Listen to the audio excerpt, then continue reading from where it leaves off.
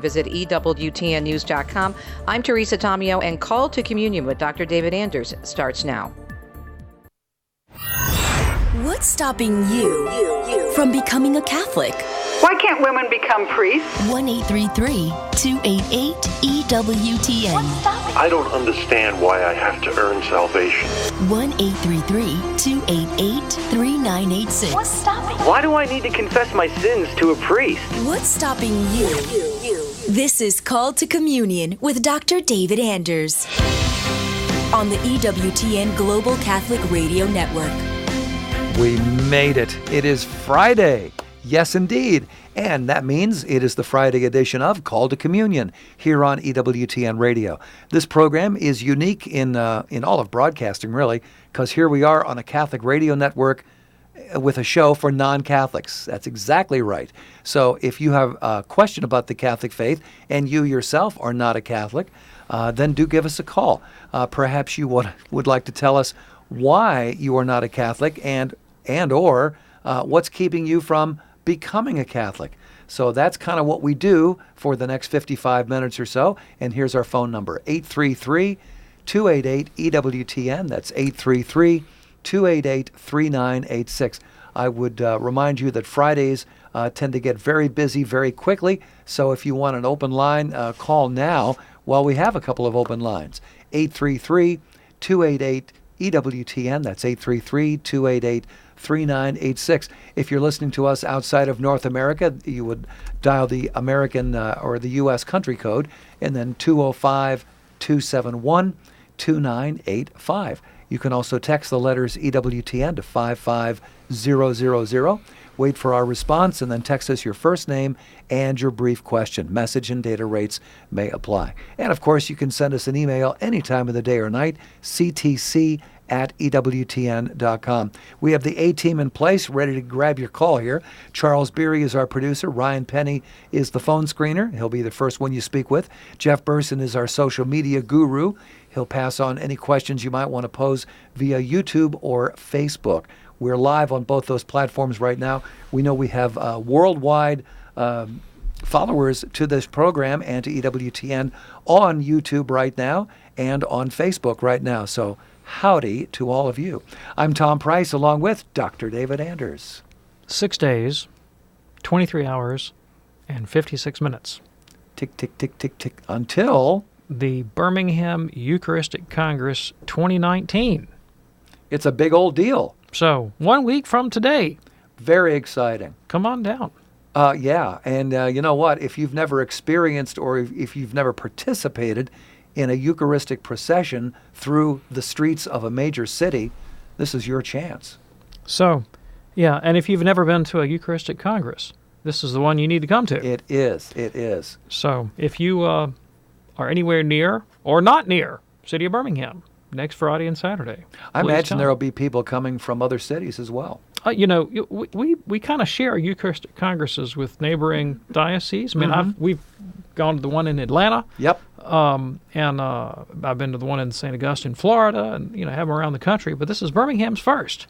So, it's exciting. Yep. So come on down. Yeah, absolutely. Is there a website people can go to? There is. bhmcatholic.com has the schedule and also the list of speakers and location information and so forth. Including Dr. Scott Hahn. Scott Hahn. And a wealth of others. And a wealth of others. So bhmcatholic.com. Wonderful. Let's kick it off with an email here on this Friday edition of Call to Communion. Marie says, where do you get the idea that worship is only to offer sacrifice? Aren't there other ways to offer true worship? Oh, thanks. Oh, I don't recall saying that worship was only for sacrifice. I think what I've said was that sacrifice is the preeminent act in the virtue of religion. And I get that from Jesus and St. Paul. Christ told the Samaritan woman in John 4 that the Father seeks worshipers who will worship him in spirit and in truth. What does that mean? Well, Paul elucidates the concept. In Romans 13, he says, offer your bodies as living sacrifices. This is your spiritual act of worship. The offering of ourselves, which is sacrifice. This is sacrifice. Offer yourselves. All right. And Christ tells us that if we wish to be his disciples, we have to take up our cross and follow him. it's a preeminently sacrificial act. Yeah. Laying down our life. Yeah. Okay. And there we are. Thank you so much for your email. Medina is watching us right now on YouTube. Medina says, how do I get my family to come to Mass with me on Sundays? Right. So I guess it depends on what relationship you have to your family members and what authority you have in your family. I don't know if you're the mother or if you're the daughter or you're the sister or you're the aunt or, I'm not sure what the relationship is. So if you're mom, then it's very simple. If the kids are, a certain age, you say, pack up, get in the car, off we go. Yeah. And no questions asked. Right. But let's say you're the daughter, you're not the mom, and you don't have that kind of authority in the family. Well, first of all, you go and make an example of going. You go piously and faithfully week after week, and not in a showy way, not in a self-aggrandizing way, but because you want to spend time with Christ and you want to worship with the people of God, and you let that shine in your own life. And then you ask in sincerity, in friendship, and you impress upon them that this is important to you and it would be meaningful to you, and an act of love that they could offer to you. Some of my own kids who are grown and will occasionally, they're like any young adults. They find other things they want to do in life, yes. But they know Mama would not be happy. Mama would not be happy, and so they, okay, we're going to go to Mass. We don't want to let Mama be unhappy. And, you can bring all kinds of influence to bear even without that commanding authority. Yeah. Very good. Medina, we hope that is helpful for you. Thanks for checking us out today on YouTube. We are broadcasting also on, over 350 AM and FM radio stations around the United States. We are on Sirius XM channel 130. We're on just about every social media platform that you can possibly imagine, including what we mentioned a few moments ago, which would be YouTube and Facebook. Glad to be at all of those platforms. So keep it right here on EWTN Radio. We've got a great show for you. In a moment here, we'll be talking with George in Dallas, listening on Guadalupe Radio. We'll also talk with Jesus in Houston, checking us out on the EWTN app. We'll talk with Leslie in Cincinnati, listening on the great Sacred Heart Radio, one of our very first affiliates. We've got 2 lines open right now. So if you've been wanting to call the show, this is your chance. Grab one of those lines while it's available. 833-288-EWTN. That's 833-288-3986, or text the letters EWTN to 55000. Hey, we're waiting to hear from you here on the Friday edition of Call to Communion on EWTN. Stay with us. Officials in the Philippines claim Islamic militants are harboring a would-be suicide bomber. That group, loyal to ISIS, is accused of plotting the bombing attack at a Catholic cathedral last month. During his Sunday address in St. Peter's Square, Pope Francis calls for the protection of human trafficking victims. In a 5-4 vote, the Supreme Court has blocked a Louisiana pro-life law from taking effect. News headlines you can have faith in. Weekdays at the top of the hour on EWTN Radio. The Reason for Our Hope with Father Larry Richards. Every day of my life since I was 17 years old, I've spent an hour a day minimum with the God of the universe. I would die for him, that which I'm most afraid of. I would die for him in an instant because he's the most important thing in my life. I know him. And see, that's what it ultimately comes down to. What about you? Where are you at with this God? Because that's the ultimate question. Does God exist? Doesn't he exist? Is Christ God? Isn't he God? Is there life after death? Is there not? Is this all a waste of time, or is this all for a purpose? What's the purpose of life? And so in the Catholic Church, the Church has taught us from the beginning. Who made me? God made me. Why did God make me? God made me to know him, love him, and serve him in this world so I can be happy with him forever in the next. The first purpose of life is to know God.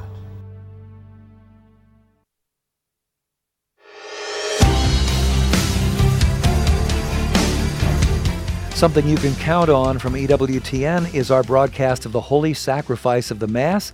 Normally, we bring you that at 8 a.m. Eastern Time every day. However, this Sunday is going to be a little bit different. Why? It's the Solemnity of Corpus Christi.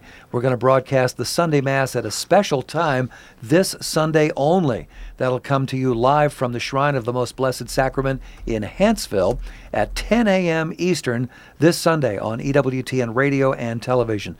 So if you normally catch the Mass at 8 a.m. Eastern, do tune in just 2 hours later at 10 a.m. Eastern for the live broadcast of the Mass from the Shrine in Huntsville. That will be a very nice thing. 10 a.m. Eastern on Sunday only. If you're ready now, let's get to those phones at 833-288-EWTN. We begin with George in Dallas, listening on Guadalupe Radio. Hey there, George. What's on your mind today? Hey, what's up, y'all? Howdy. Dr. Anders, I wanted to know if you could explain the differences of the pagan belief of the soul versus the Catholic belief of the soul. The reason that I ask is I have a Protestant friend who seems to believe that when we die, you're unconscious and that the soul returns to God, and then at the point of resurrection, God returns the soul to the body.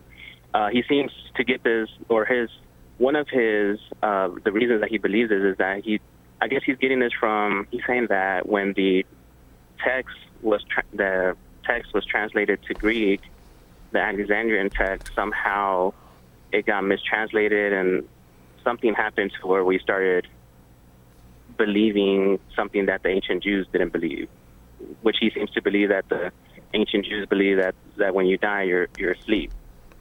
Yeah, thanks. I appreciate the question. So, first of all, there are several pagan doctrines about the soul. There's not just one pagan doctrine about the soul. There also may be more than one ancient Jewish belief about the soul. There may not simply be one Jewish position on the soul. Some Jews believed in the doctrine of the resurrection of the body. Some Jews believed in the immortality of the soul. Some believed in mortalism. And many Jews today believe in mortalism, the idea that body and soul die with physical death, and that's all she wrote. And so there's not a single one canonical Jewish position.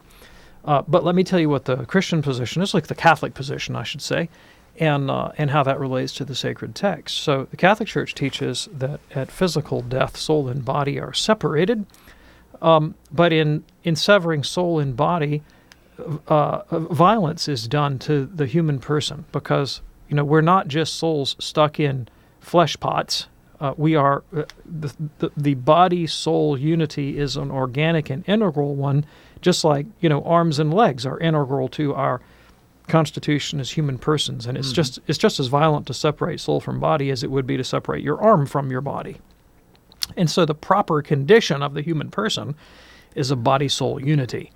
And so death is tragic in that regard. Death is a kind of wound to our nature that ultimately is healed by the resurrection of Jesus. So we look forward to a resurrection from the dead when body and soul will be reunited and we experience an embodied eternity.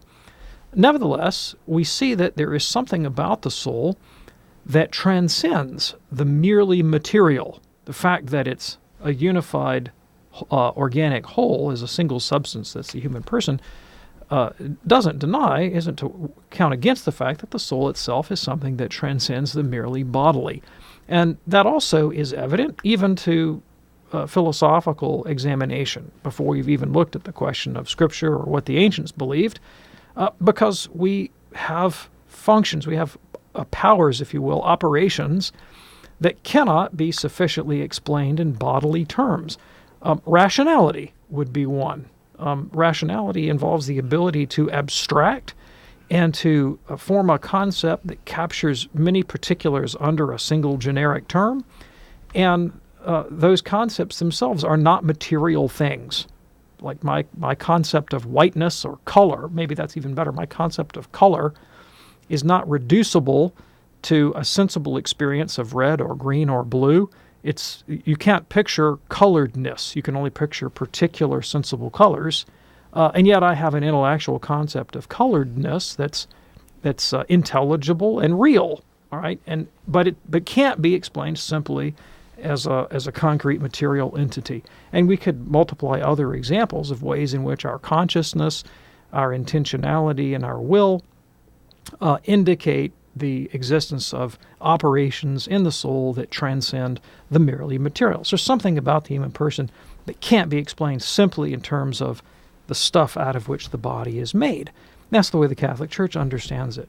Now, when the soul separates from the body, because it has this transcendent element in there, we know that it has if you will, it's natural, but it's not material, and there's something in there that has to be infused directly by the immaterial itself, which is God. And the Church believes that God preserves that immaterial aspect of the human person until its reunion with the body at the end of time. Some of the biblical evidence for that, and there's a lot actually, would be passages like 2 Corinthians chapter 5, when St. Paul says that if we are absent from the body, we are present with the Lord. We see appearances of the holy dead, those that have been separated from their body and yet remain conscious with the Lord. Think about the event of the Transfiguration in Matthew 17, when Moses and Elijah are present conversing with Christ. Well, they were dead guys, and yet there they were. In the Old Testament, passages like 2 Maccabees chapter 15, we see the conscious intercession of the prophet Jeremiah, who after death nevertheless intercedes on behalf of the people of Israel. Angels clearly are consciously present to God, though they're disembodied spirits. Gabriel, the archangel, says in Luke chapter 1, "I am Gabriel, who stand in the presence of God." And in the same way that the angels stand in God's presence in Revelation chapter 8, so the saints are said to stand in God's presence in Revelation chapter 5 and offer the prayers of the church as so much incense before his throne. The session of Christ, the resurrected Jesus ascended into heaven and then is seated at the right hand of God the Father. And this has been visible to the saints in theophanies, like St. Stephen in Acts chapter 7 says, "I see Jesus seated at the right hand of the Father." And Hebrews 12 connects the session of Christ to our own expectation of eternal life when he says we're surrounded by this great cloud of witnesses that has gone before us.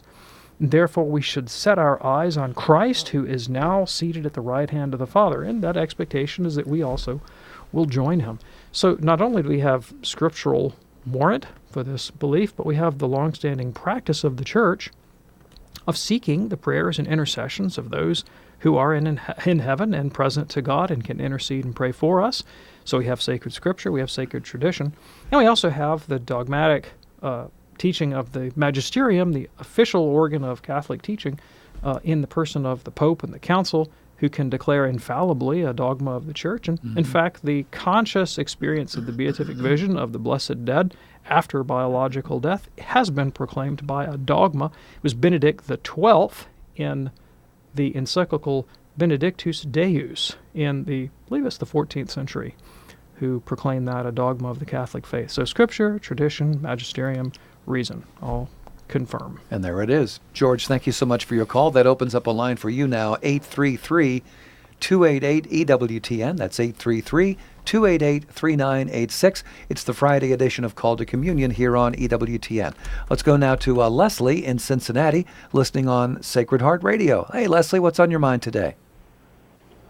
Hi, thanks for taking my call. I really like you guys. Thank you. I have a Orthodox priest friend of mine who said that the Catholics invented, I think that was his words, the doctrine of purgatory.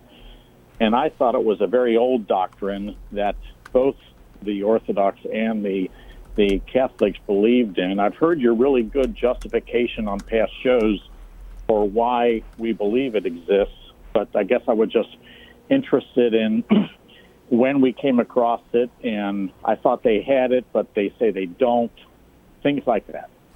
Yeah, thanks. I appreciate it. So I think the dispute is a little bit semantic, to be honest with you. Not entirely. There are some differences.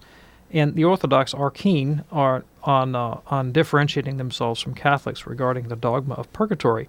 But what do they have in common? Well, one thing that you do find in Orthodoxy is the practice of praying on behalf of the dead, right? And a conception that there is an intermediate state in which such prayers are efficacious. Now, two reasons really, I think, that Orthodox object to the Catholic dogma of purgatory. One of them is that there is an understanding of the purpose of purgatory in Catholicism that connects it to its sort of legal and juridical conception of salvation, of making reparation and doing penance for sin. And the Orthodox conception of what happens in the intermediate state is conceived somewhat differently, rather than that particular model of atonement. Mm-hmm. And then I think another thing that the Orthodox object to is just the fact of the Latin churches, as they understand it, the Latin churches' audacious move to dogmatically define something that kind of on our own steam. Like anytime the Pope or the Latin bishops get together and teach some dogma infallibly, the Orthodox tend to bristle because that's not their conception of how the universal church is constituted. They're like, hey guys, we're over here and we weren't part of that decision.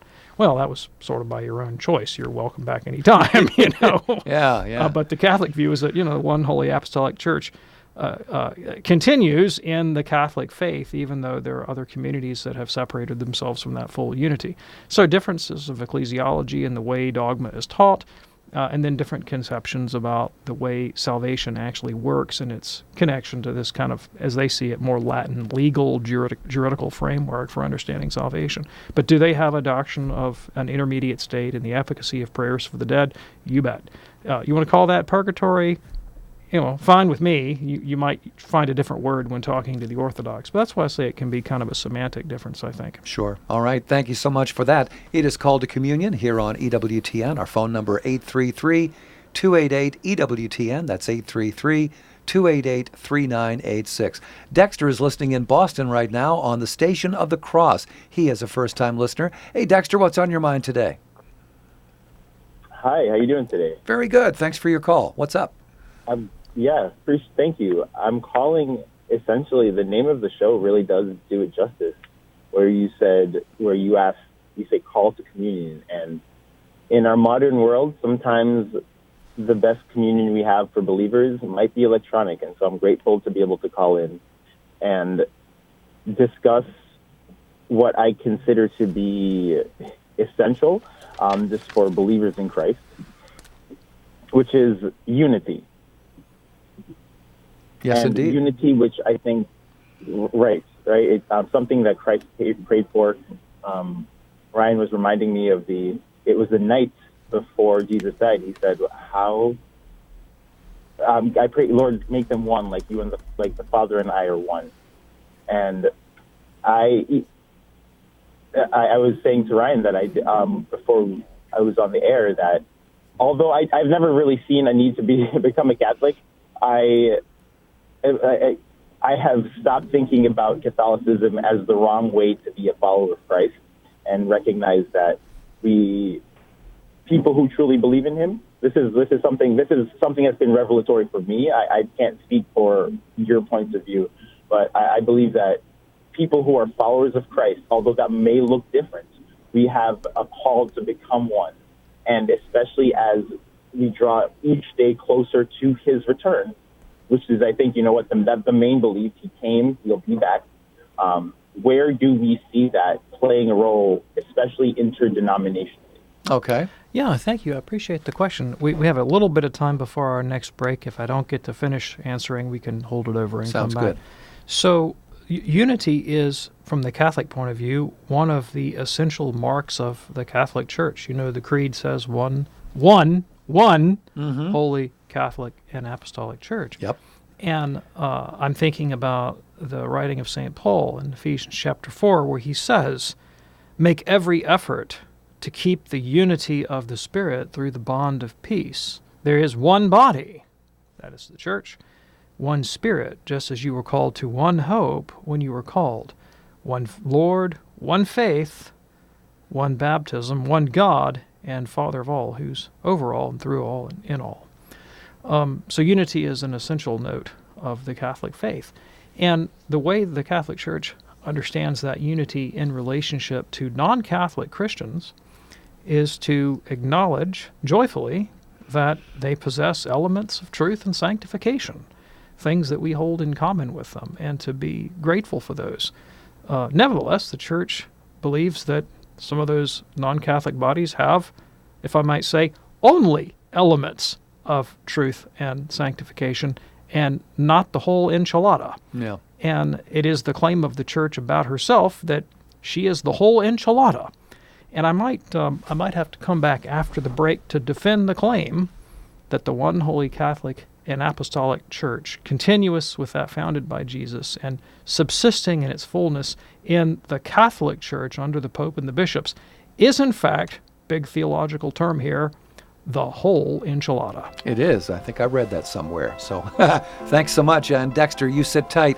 We'll continue with this very important call in just a couple of moments here. We'll also be talking with Robert in Tacoma, Washington, Chris in Grand Rapids, Michigan, Fred in Canada, and we might have a line open for you a little bit later on in the hour, and that number 833-288-EWTN, 833-288-3986. Father John Riccardo. When you and I wake up every day, do we strive to know Jesus or not? Quick question to you and me right now. Is that what you and I are doing every single day? The leading Catholic voices are on EWTN Radio.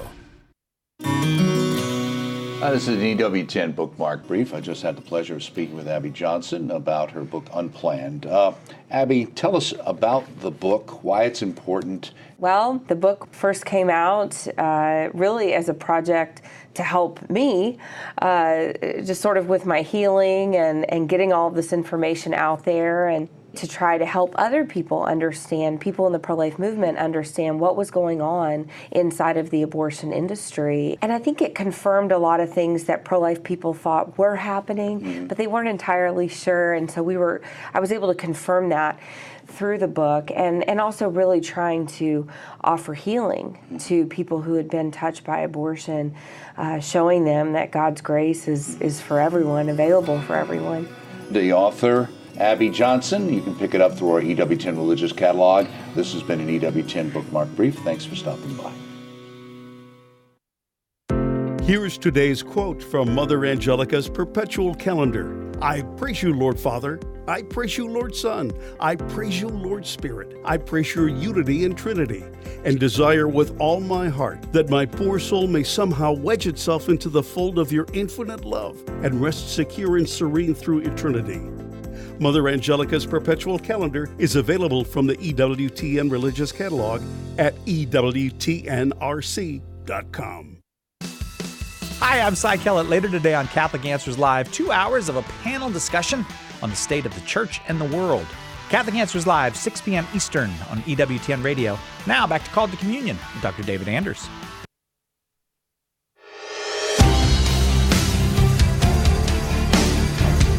It's Friday, and this is Call to Communion here on EWTN. Sold out phones at the moment. When a line does become available, 833-288-3986. A couple of minutes ago, we were talking with Dexter in Boston, who had some very eloquent things to say about Christian unity. Yeah, and we agree with him. He said he thought that probably the most important, or one of the most important elements of Christian identity was the note of unity. Yes. And the Catholic Church agrees. It's one of the essential notes of the Church, and that we confess in the Creed that the Church is one. And of course, while we believe in the visible corporate societal unity of that institution called the Catholic Church as the preeminent expression of that unity, we acknowledge that there are elements of truth and sanctification outside the boundaries of the Catholic faith, and that we are happy and grateful to celebrate those elements that we have in common with other traditions, and find unity in those things. Nevertheless, unity is more than a sentiment. But from the point of view of sacred scripture and tradition, it's grounded in truth. So it's not useless to ask about our conceptions of the Christian life and what it is that we think Christ wants us to be united in. So, to take one illustration, the Catholic faith is not at one with religious groups, other Christian denominations, for example, that teach that it's okay to kill children. we're not okay with that. No. And so we're not going to be in union on that question. Can you slaughter a child in its mother's womb? We say no, that's a grave evil. So we're not going to be in union with you on that question. The Catholic Church teaches that sex is for babies, primarily, and that when we deliberately frustrate the procreative ends of human sexuality for our own gratification, just pleasurable gratification, that we deform the moral ends of the sexual act to the harm of the people involved. And so Church teaches that, say, contraception is intrinsically immoral. Many other religious traditions and Christian traditions teach the opposite, that this is a harmless way of facilitating sex as a form of entertainment, if you will. We don't agree. We think that's dehumanizing to both parties involved. So we can't be at one with you on that issue. And, I could continue to enumerate things on which we differ. And so, yes, we agree. Unity is very important, but not at the expense of truth, because truth is in the service of charity. For instance, if I'm really going to love my neighbor, it's important that I not kill him. Seems logical. There are people out there who disagree, who think that loving my neighbor requires that I kill him. Right? Perhaps he's suffering. Perhaps he's near the end of life. He's in a bad way. They think the loving thing to do is to go snuff him out. We had a politician in Alabama recently say the loving thing to do was to kill children rather than to let them be born into poverty. So it's really important that we have some understanding of what love entails. And that we can't do without some agreement on truth. Yeah. Okay. And Dexter, excellent call. Do call us back another time. We'll be looking forward to hearing from you. And keep listening to the station, The Cross, an excellent station for you to be checking out, and for everybody in the Boston area to be listening to. Right here on EWTN's Call to Communion, we're going to go now to Robert in Tacoma, Washington, listening to us via the EWTN app. Hey, Robert, what's on your mind today? Good morning, gentlemen. I love your program.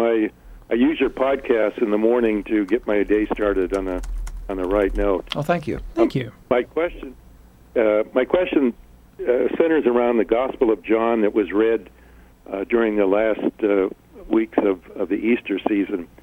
And on more than one occasion, Jesus told his disciples, I'm going back to the Father, and I think at one point he uses the word, or the word return is used. And I'm stumbling over that if Christ is returning, that means he was there, but he's not there now. So was the triune God somehow different or altered while Jesus was on earth? Yeah, thanks. I really appreciate the question. So, no, there's no alteration in God because of the incarnation or the assumption of human nature. And from the point of view of eternity, well, I should say rather from God's point of view, God experiences the created order as a single permanent instant. And so from God's point of view, there is no change, not only with respect to the incarnation, but with respect to anything. Yeah. Right? With a bee flying across an open field, God doesn't experience change. He sees the bee's motion from flower A to flower B in a single permanent instant. Right. From our perspective, there's change, but not from his. Okay. But from the human point of view, from the created point of view, we can experience change in relationship to God. And so the human nature that the second person of the Trinity assumed had a temporal beginning in the womb of the Blessed Virgin Mary, although no temporal end, because he lives everlastingly. And I think the proper way to understand the return language properly is with respect to the doctrine of the ascension and the session of Christ to the right hand of the Father that we were just talking about earlier on the show. Okay. And thanks so much for your call, Robert. It's Call to Communion here on EWTN. Chris, listening to us in Grand Rapids right now on Holy Family Radio. Hello, Chris. What's on your mind today? Hi. Thanks for taking my call. Sure. I just wanted to ask you about a friend that I have. Maybe you could give me some advice. He is an agnostic, or maybe he's not anymore, but he's come to begin to take interest in me inviting him to adoration. And another friend of mine said that he came to conclusion that God must exist because love exists. And so I'm just seeing that his ideas are very, they're not very concrete. And I'm just wondering if you could give me some advice to kind of guide him from that towards a relationship with Jesus. Okay. Yeah, thanks. So to reason from the reality of love to the reality of Christ or to the reality of God and from there to Christ is a sound way of proceeding. I think that's very good. I'm going to recommend for you, not necessarily for your friend, you can make that judgment call, an essay by Cardinal Ratzinger, who would later become Pope Benedict. And it was a speech that he gave at the Sorbonne, the university in Paris, called The Truth of Christianity. The Truth of Christianity by Cardinal Joseph Ratzinger. And the reason I'm recommending it is because he formulates his apologetic for the Christian faith around these two fundamental convictions. One, that there is such a thing as objective truth that needs a ground, and that there is such a thing objectively as moral value, preeminently the value of love or charity, that also needs a ground.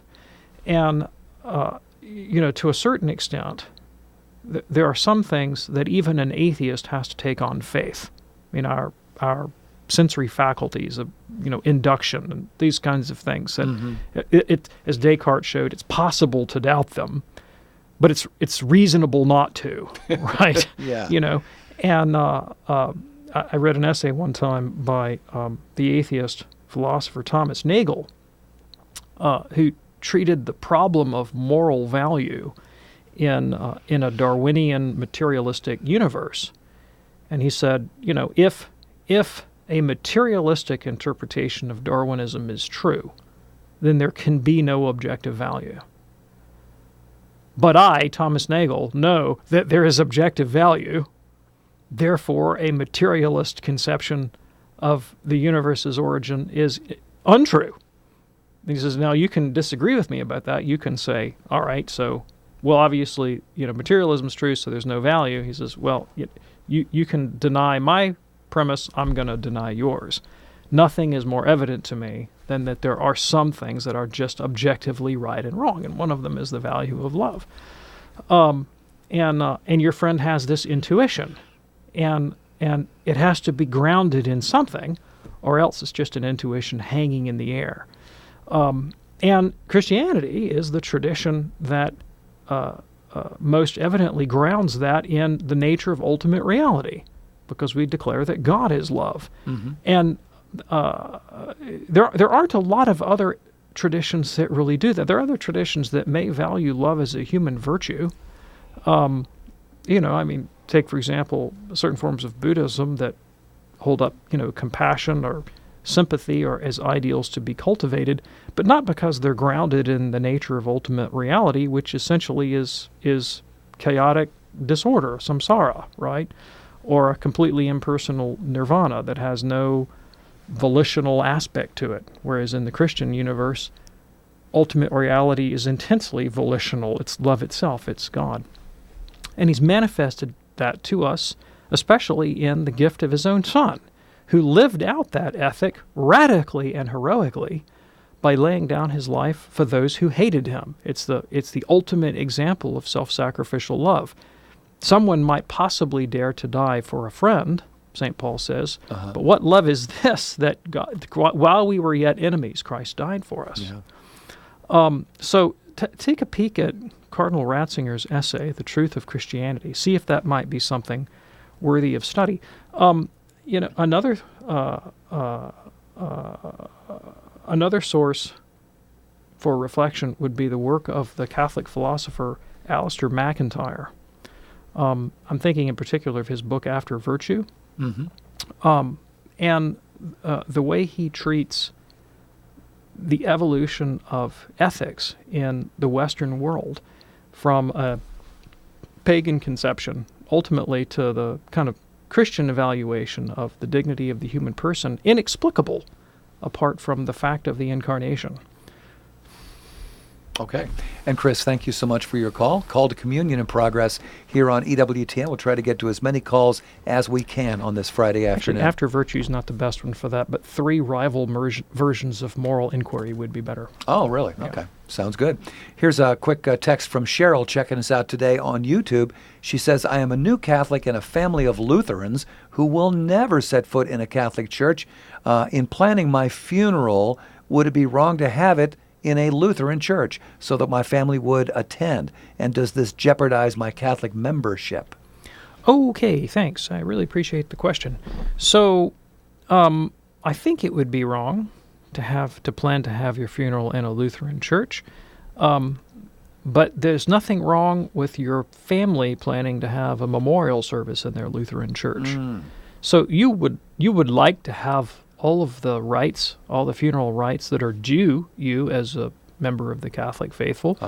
And they're considerable. I mean, you want to have a funeral mass said for the repose of your soul and blessing of the body and the gravesite and all this kind of thing. I mean, you don't want to deprive yourself of these benefits. And they're due to you. I mean, they are literally your right. You don't want to deprive yourself of your right of the sacraments of the church. But again, there's nothing stopping your loved ones from planning their own memorial. And, that's what I would do. I think that's a very good answer. Appreciate your checking us out today on YouTube, Cheryl. We hope that's helpful for you. It's EWTN's Call to Communion. Want to stop down for a moment and tell you about a wonderful new book from EWTN Publishing. It's called Faith and Fury, The Rise of Catholicism During the Civil War. You may have never considered this, but you know what? Father Charles Connor, who has appeared on EWTN radio and television many times, in this new book he shows how the tragedy and bravery of the Civil War created a new American Catholic identity. Catholics these days will discover ways to bridge the gulf that divides so many in our church and in our nation. Do check it out. Faith and Fury, brand new book, The Rise of Catholicism During the Civil War by Father Charles Connor. It's available now at EWTNRC.com. EWTNRC.com. You ever heard the Civil War referred to as the War of Northern Aggression? You ever heard that? I did grow up in Alabama. I have long history of Southern relatives and ancestors. Gotcha. All right. Back to the phones right now. Here is Fred in Canada, listening on Sirius XM 130. Fred, what's on your mind today? Tom Brace, thanks to you and the crew for taking my call. Am I coming in okay? You're coming in just great. What's on your mind today, Fred? All right. Dr. David Anders, please shed some generous light on my 2 questions here. My first question, is it a sin to attend or witness a same-sex or transgender wedding? And when I say transgender, I'm not talking about the rare instance where you may have a relative who is born with 50-50 male and female chromosomes. So if this is not a sin, then how can Christ use us in that situation? My second question, what would Jesus do if he was asked by his employer to attend a work-related social gathering specifically themed to promote same-sex attraction, a gender-neutral world, and etc.? Thank you. Okay. Wow. Yeah, thank you. I appreciate it. Let me start with the latter question rather than the former. Christ had a lot to say about the nature and ends of human sexuality. In Matthew 5, he said that if we lust after a woman in our heart, that we have already committed adultery. So he upheld the doctrine of Christian purity. Blessed are the pure in heart, for they will see God. So if we have inordinate sexual desires, even those that we don't perhaps even act on, that this is not good from Jesus' point of view. He also tells us that the nature, purpose of marriage and human sexuality is the one envisioned, declared by God at the creation of mankind. What God has joined together, let man not separate. He made them male and female, said, you'll leave your father and mother, be joined to your wife, the two will become one flesh. What God has joined, Christ said, let man not separate. And he doesn't contemplate even the possibility of Christian divorce, right? The apostle said, this is really tough. This vision of marital life that you've laid out here is so hard, it's better not to marry. And he said, what's impossible for men is possible with God. So Jesus has a pretty determinate idea about how we're supposed to live our marriage and sexual lives. And it definitely does not accord with the progressive libertine conception of autonomy and complete freedom of sexual expression and sexual identity. And Christ also didn't hesitate to tell people off if he thought they were in the wrong. You brood of vipers, who warned you to flee from the coming wrath? That was actually John the Baptist, but similar language. Woe to you, Chorazin and Bethsaida. It'll be worse for you on the day of judgment than for Sodom and Gomorrah. Acknowledging that it was going to be pretty bad for Sodom and Gomorrah. Yeah. Right? Worse for Chorazin and Bethsaida. So he didn't shy away from controversy. And in fact, within the government of the Christian church, he made provisions for excommunication, for example, for people who were in unrepentant sin. Matthew 18, he talks about separating those from the body of the Christian faithful if they're not repentant. So the idea that the love of Christ somehow entails a kind of liberal tolerance for all differences doesn't accord with the Christ we have in the Gospels. He told the woman at the well in Samaria, John chapter 4, go and sin no more, when he found that she had multiple men she had lived with and was not married. He said, this is not the way to do it. Go, you be reconciled, go sin no more. So what would Christ do if his employer asked him to do something that contradicted the law of God? Well, I think it's pretty evident what Christ was willing to do when he was asked by the powers of the age to do things that contradicted the law of God. He laid down his life and submitted to the death of torture rather than comply. Yeah. That's what he did. That's what he did. All right. Mm-hmm. Now the question, is it a sin to attend one of these ceremonies? Well, I think it probably matters in what respect. And I mean, I myself would feel uncomfortable in attendance at the celebration of the intrinsically immoral and disordered if my attendance would of necessity be viewed as approbation or approval. Right? I think I would. I'm not saying that there's no circumstance in which I would attend, but I would only do so if that misunderstanding were not embedded, were not intrinsic to my participation. Okay. Fred, thank you so much for your call. Hope that clarifies it for you. Here is Nick now, in Long Island, New York, listening also on Sirius XM 130. Nick, what's on your mind today? Nick in New York. Come on, Nick, are you there? Nick is, now why don't we put him on hold then, Charles? We'll go to Teresa in Seattle, listening on Sacred Heart Radio. Hey there, Teresa, what's on your mind today? Hi there, Dr. Andrews. I had a little bone to pick. I think that earlier in the program you misquoted St. Paul when I believe you said to someone, to be absent from the body is to be present with the Lord. Okay. Okay, thanks. Well, I'll tell you what, why don't I'll read to you from the Knox translation of the New Testament, which is a Catholic translation. St. Paul says in this English translation of the sacred word, we take heart then continually, since we recognize that our spirits are exiled from the Lord's presence so long as they are at home in the body, with faith instead of a clear view to guide our steps. But we take heart, I say, and have a mind rather to be exiled from the body and to be at home with the Lord. So I think the substance is the same. Does that make sense to you, Teresa? Well, in my experience, many Protestants have used that to say there is no such thing as purgatory, because to be absent from the body is to be present with the Lord. For Paul, and in my translation, it says, pardon me? That was the case for Paul. In Paul's case, he was a saint, right? He died the death of martyrdom. For him to be absent from the body was to be present with the Lord. Well, he was a saint in the end, but while he was still alive, he was still he still had the possibility of rejecting God. Sure. I guess I know it's kind of a fine point, but I think, at least in my translation, it says, I would rather be absent from the body and present with the Lord. And to me, that does not imply an absolute, if you're absent from the body, you're going to heaven or hell. There's no such thing as an intermediate state.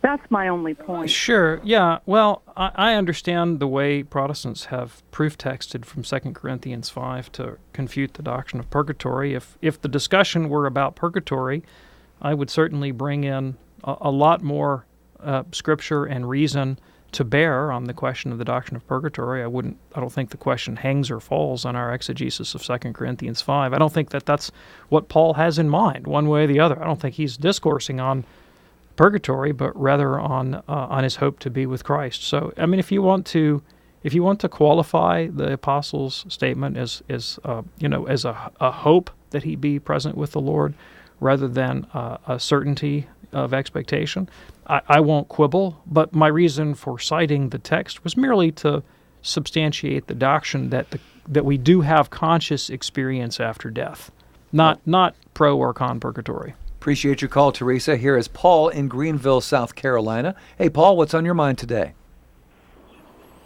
Hey, can you guys hear me okay? Yeah, we have about 2 minutes left. What's on your mind today, Paul? I have a question. After listening to a Protestant radio station here in the Bible Belt of South Carolina, an anti-Catholic point of view was presented and shared that, along with Islam, that Catholics believe that during the formation of this country, there was a slant of the Vatican that would cause and require all people to become Catholic. Ryan shared the maybe Pope Leo XIII encyclical on Americanism. I was curious about, obviously we have the doctrine of free will and would not have any sort of religious force on what folks choose to decide, but what's the best argument and what direction do I need to go in order to learn more about this topic, which I think could be a common belief held? Yeah, thanks. I've only got a second to deal with this before the break, before we end the show, but let me take a stab at it. First of all, anyone who wants to accuse the Church of, particularly a Protestant, of bad faith or bad dealing and trying to coerce conversions ought to examine the history of Protestantism before they throw stones at other people's houses. John Calvin told King Edward of England that he should repress Catholics with the sword and force them to come to heel. And you find many such examples in the history of Protestantism across the Americas and the transatlantic. The Catholic Church was the first religious body confronting the age of exploration to teach the doctrine of universal human rights and the fair treatment of native peoples. And you should investigate the work of Francisco de Vitoria, Catholic scholastic theologian, who's actually the father of the doctrine of international human rights. Finally, does the Church believe that everyone should become Catholic? You bet. Absolutely. Yeah. Yes, but not by coercion. Not by coercion. Exactly. And then finally, if some Catholic somewhere in some place, including some pope, has made a bad policy decision, that doesn't invalidate the truth of the faith. It just means that you had a pope or a bishop or a priest or a layman who made a bad policy decision. Yeah, exactly. Paul, thanks so much for your call. Wish we had more time to unpack it. Couldn't get to Richard in San Francisco. Please call us back on our next show, which would be a Monday, and we will put you at the head of the line. Dr. David Anders, thank you, sir. Thanks, Don. And I hope that you have a great weekend, David. You too. And don't forget the Eucharistic Congress in Birmingham next Friday, June 28th, and Saturday, the 29th. See you there, and we'll see you on our next edition of Call to Communion. I'm Tom Price. Have a wonderful weekend. God bless. This is Colin Donovan. Open Line Friday is next on EWTN Radio.